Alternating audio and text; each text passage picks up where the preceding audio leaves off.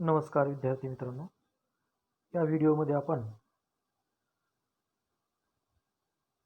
पाहणार आहोत equation of stationery wave नंतरचं article velocity of vibrating string.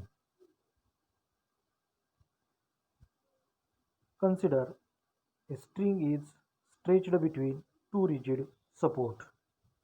So this is the string is stretched between these two rigid support and plucked at its center. So therefore this transverse vibration will be travels along the length and reflected from this rigid support. So this is the reflected transverse vibration. Incident vibration and reflected vibrations are interfere to each other, forming number of identical loops is called as a stationary wave. या ठिकाणी आपल्याला एक loop दिसते. ठीक आहे, तर याच्यासाठी आपल्याला काढायचं आहे व्हेलॉसिटी ऑफ व्हायब्रेटिंग स्ट्रिंग. या ट्रान्सव्हर्स व्हायब्रेशनची व्हेलॉसिटी काढायची आहे. त्यासाठी जनरल फॉर्म्युला कन्सिडर करायचा. Velocity of transverse wave on a stretched string is given by V is equal to square root of T upon M, where T is nothing but tension applied on the string and small m is called as a mass per unit length of the string. It is also called as a linear density. Mass per unit length is called as a linear density. हे लक्षात ठेवायचं आहे. V is equal to square root of T upon M हे direct formula घेतलेला आहे. परंतु आपल्याला माहिती आहे relation between velocity, frequency and wavelength. V is equal to N lambda. Here N is the frequency of vibration and lambda is the wavelength of the wave. Then V is equal to N lambda. Put this value V is equal to N lambda in this above equation. We get N lambda is equal to square root of T upon M. So therefore N is equal to 1 upon lambda into square root of M. So this N is called as a frequency of vibration. वेगवेगळ्या मोडसाठी इथं एक मोड दिसतोय, एक loop दिसतं म्हणजे first मोड consider करायचं. दोन लूप दिसले की सेकंड मोड कन्सिडर करायचं. तीन लूप दिसले की थर्ड मोड. ह्या वेगवेगळ्या मोडमध्ये येणारी फ्रिक्वेन्सी साठी जनरल फॉर्म्युला म्हणून हा वापरायचा आहे. N is equal to 1 upon lambda square root of T upon M. हा अगोदर काढून घ्यायचा आहे आणि यानंतर आपल्याला डेरिवेशन पाहायचं आहे ते different modes of vibrating string. या आर्टिकलसाठी हा फॉर्म्युला अगोदर आपण घेतलेला आहे. यानंतरचं मेन आर्टिकल जे आहे ते पुढच्या स्लाइडवरती आपण घेणार आहोत. Different modes of vibrating string. Here we shows the first three modes of vibrating string. First mode मध्ये एक लूप दिसतो, सेकंड मोड मध्ये दोन लूप दिसतात, थर्ड मोड मध्ये तीन लूप दिसतात. ठीक आहे, तर या ठिकाणी सुरुवातीला आपण डिस्क्रिप्शन घेणार आहोत. Consider a string of length small l stretched between these two rigid support. The linear density means mass per unit length of the string is small m and tension capital T acts on the string due to stretching. If it is made to vibrate by plucking or by using a vibrator like a tuning fork, transverse wave can be produced along the string. ह्या वायरच्या किंवा दोरीच्या बरोबर सेंटरला हे छेडलं असता, tension apply केलं असता ट्रान्सव्हर्स व्हायब्रेशन ट्रॅव्हल होतात. एक इन्सिडंट कन्सिडर करायची, दुसरी रिफ्लेक्टेड कन्सिडर करायची. When the wave reaches to fixed end of the string, it gets reflected with change of phase by p radian in general. The reflected waves and incident waves are interfere to each other, forming number of identical loops are called as a stationary wave. So therefore stationary wave will be produced. Here first three modes of vibrating string are shown in the figure. मग पहिल्या मोडसाठी किती frequency येते, दुसऱ्या मोडसाठी किती येते आणि तिसऱ्या मोडसाठी किती फ्रिक्वेन्सी येते ते आपल्याला काढायचे आहे.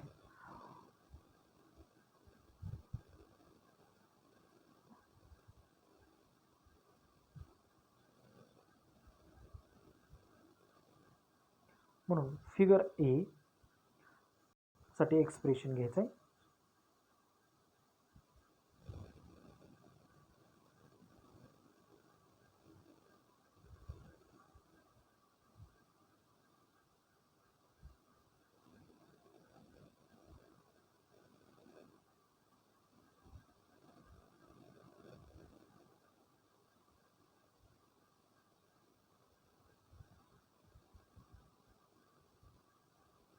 Figure A साठी expression. Figure A shows first mode of vibration which consists of only one loop. This is the simplest mode of vibration called as a fundamental mode. Let n and lambda be the frequency and wavelength of wave. From figure या डायग्रामवरून पहिल्या डायग्रामवरून एक लूपची value आहे. एका लूपची किंमत किती असते रे मग? Lambda L is equal to lambda by 2. Half मोडची लांबी lambda by 2. So therefore lambda is equal to twice L. आता या ठिकाणी ही व्हॅल्यू कशी काढली हे महत्त्वाचं आहे. एक जर वेव्ह असेल ही, ह्याची किंमत किती असते तर टोटल लॅम्बडा असते. मी या ठिकाणी समजून सांगतो. लॅम्बडा याच्या निम्म कन्सिडर करायचे. एक इन्सिडंटसाठीच फक्त कन्सिडर केलेलं आपण हे. ही लॅम्बडाच्या निम्मी लॅम्बडा बाय 2. ही रिफ्लेक्ट झाली की अशा पद्धती, म्हणजे एका लूपची किंमत किती आली? Lambda by 2. म्हणून इथं L is equal to lambda by 2 consider केलं आहे. So therefore lambda is equal to twice L. आता पाठीमागच्या स्लाईडवरती आपण जे पाहिलं होतं सुरुवातीला तो फॉर्म्युला वापरायचा आहे. We have N is equal to हा formula. N is equal to 1 upon lambda square root of T upon M.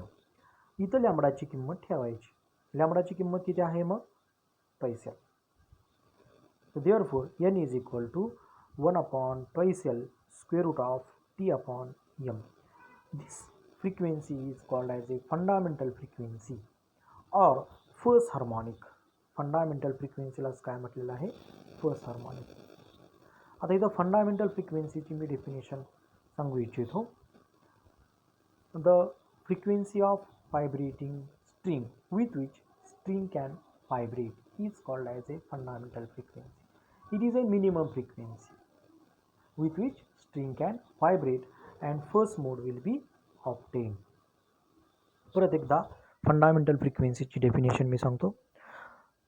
The minimum frequency of vibrating string with which string can vibrate is called as a fundamental frequency of vibrating string. It is also called as a first harmonic. This frequency is also called as a first harmonic. We considered equation first. हे पहिल्या डायग्रामवरून काढली frequency पहिल्या मोडसाठी म्हणजेच एका लूपसाठी. आता दुसऱ्या डायग्रामवरून आपल्याला ही फ्रिक्वेन्सी किती येते ती पाहायचं आहे. म्हणून इथं फ्रॉम फिगर बी असं कन्सिडर केलेलं आहे.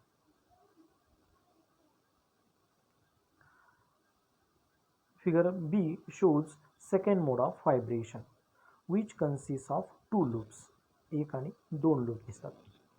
Let n1 and lambda 1 be the frequency and wavelength of the wave. आता ह्या डायग्रामवरून L ची किंमत किती आहे तर लॅम्बडा, म्हणजे किती पूर्णतः एक वेव्ह दिसते इन्सिडंट कंटिन्युअस लाईननं दाखवलेली वेव्ह, आणि डॉटेड लाईननं दाखवलेली वेव्ह आपण रिफ्लेक्टेड वेव्ह कन्सिडर करायची. एकच कन्सिडर करायची लॅम्बडाची किंमत काढताना, इन्सिडंट किंवा रिफ्लेक्टेड. इथं एक वेव्ह पूर्ण दिसते, एका वेव्हची आपल्याला किंमत माहिती आहे लॅम्बडा. इथं लॅम्बडा कन्सिडर केली. दुसऱ्या सेकंड फिगरमध्ये लॅम्बडा 1, थर्ड फिगरमध्ये लॅम्बडा 2 कन्सिडर केलेला आहे. डायग्राम प्रत्येक स्लाईडवरती आणलेले आहे कारण डायग्रामवरूनच आपल्याला स्टेप्स लिहायचे आहेत म्हणून. So n is equal to general formula 1 upon lambda 1 square root of t upon m. Here lambda is equal to or L is equal to lambda 1. The diagram.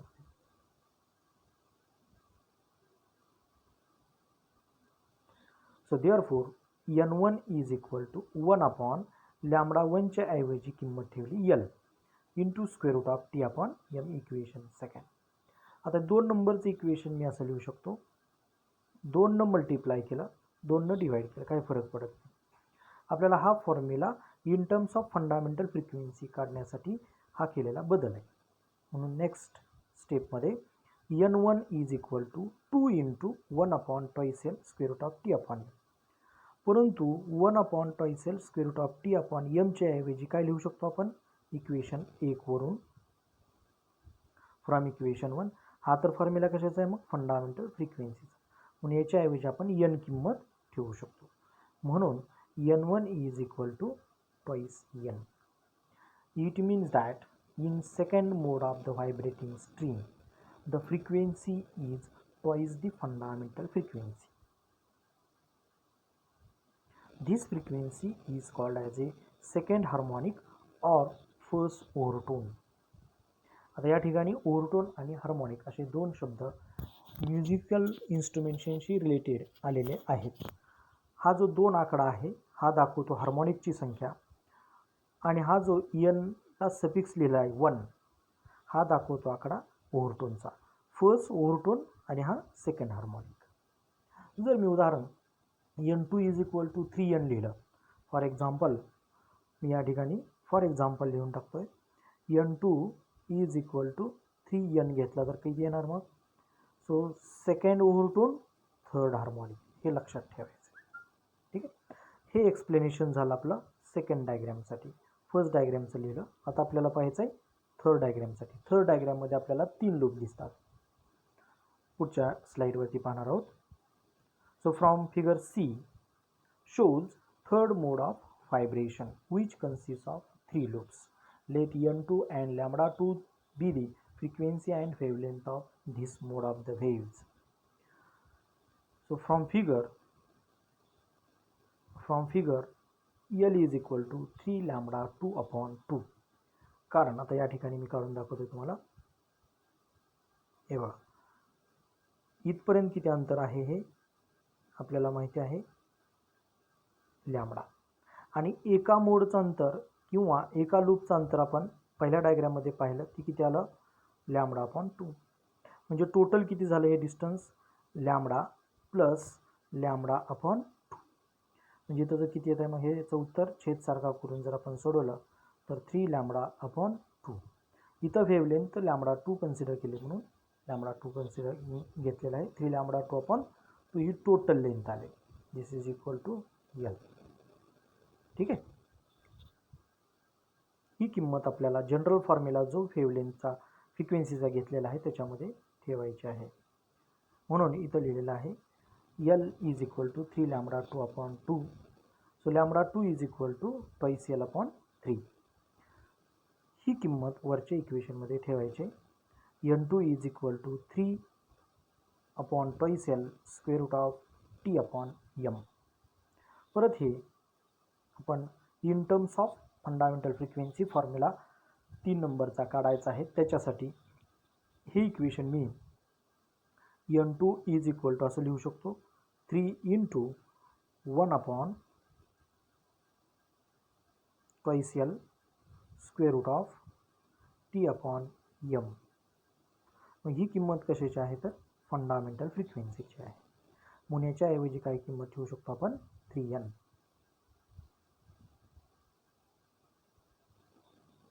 म्हणून इथं लिहिलेलं आहे n2 is equal to 3n. So therefore n2 denotes the overtone, 3 denotes the harmonic. हा अंक harmonic दाखवतो आणि हा अंक ओव्हरटोन दाखवतो. हार्मोनिकसाठी H, ओव्हरटोनसाठी O कन्सिडर केला. So this is called as a third harmonic or second overtone. तर तुमच्या लक्षात आलं असेल 3 मोड आहेत, 3 लूप दिसतात म्हणून इथं थर्ड हार्मोनिक, 2 लूप दिसतात म्हणून सेकंड हार्मोनिक, 1 लूप दिसते म्हणून फर्स्ट हार्मोनिक, 4 लूप दिसले तर फोर्थ हार्मोनिक. त्याच्यातून 1 वजा करायचा ओव्हरटोनची संख्या. 4th मोडमध्ये फोर्थ हार्मोनिक थर्ड ओव्हरटोन, 5th मोडमध्ये 5th हार्मोनिक फोर्थ ओव्हरटोन. एकानं ओव्हरटोन कमी असतो. तसंच या ठिकाणी फर्स्ट मोडमध्ये नोड आणि अँटीनोडची संख्या आपल्याला पण दाखवायची आहे. पहिल्या मोडमध्ये बघा फर्स्ट मोड आहे एक अँटीनोड, लक्षात ठेवा. त्याच्यात एक नोड मिसळला, एक संख्या मिसळायची तेवढी संख्या नोडची येईल. सेकंड मोड म्हटलं की दोन अँटीनोड, बघा इथं एक आणि दोन, त्याच्यात एक मिसळायचा नोडची संख्या येईल, 3 नोड. हे बघा हे नोड, इथे एक आहे, 2 आणि 3.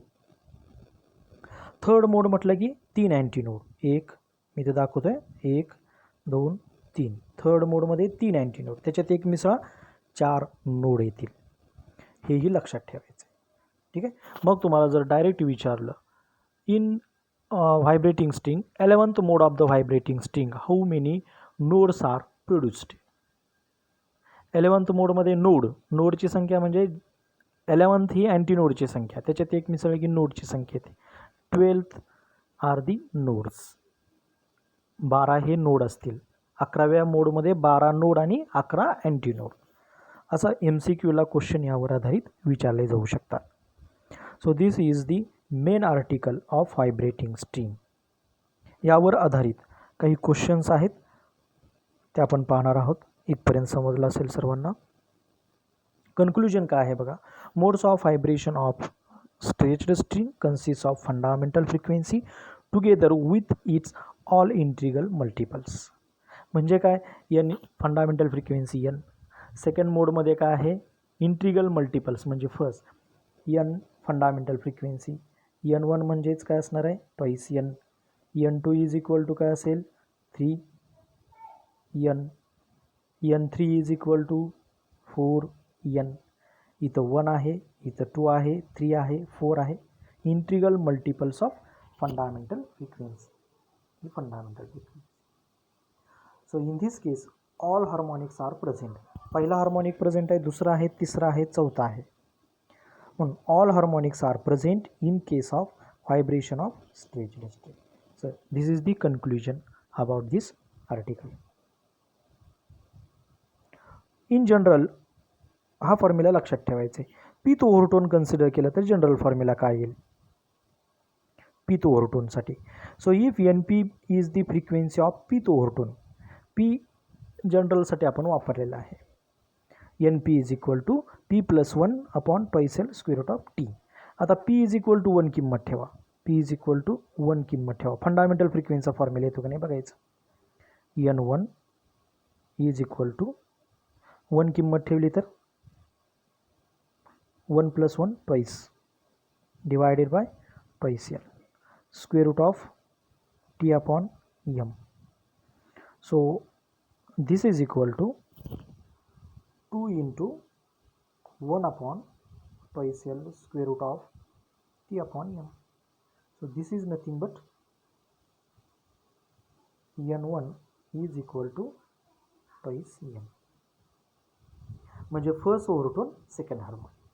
P इज इक्वल टू 0 ठेवा, P इज इक्वल टू 0 ठेवला तर फंडामेंटल फ्रिक्वेन्सी येईल. म्हणजेच N is equal to 0, N is equal to 1 upon twice L square root of T upon M. Fundamental frequency आली. म्हणून जनरल फॉर्ममध्ये हा तयार केला. NP is equal to P+1 upon twice L square root of T upon M. यावरून तुम्हाला कितवाही मोड विचारला तर फॉर्म्युला तयार करता येतो. जर तुम्हाला काढायचं असेल 9th you have to determine the frequency of 9th overtone in the vibrating string. 9th overtone म्हटलं की P ची किंमत किती ठेवणार, 9 ठेवणार. मग 9th ओव्हरटोन म्हणजे N9 येणार. इज इक्वल टू N ची किंमत 1 ठेवा, 10 अपॉन ट्वाईस एल म्हणजे 10 टाइम्स फंडामेंटल फ्रिक्वेन्सी.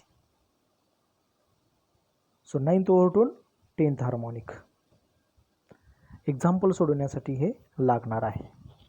ठीक आहे, हे सगळं पुसतो. आणि last the pth overtone is P+1 harmonic.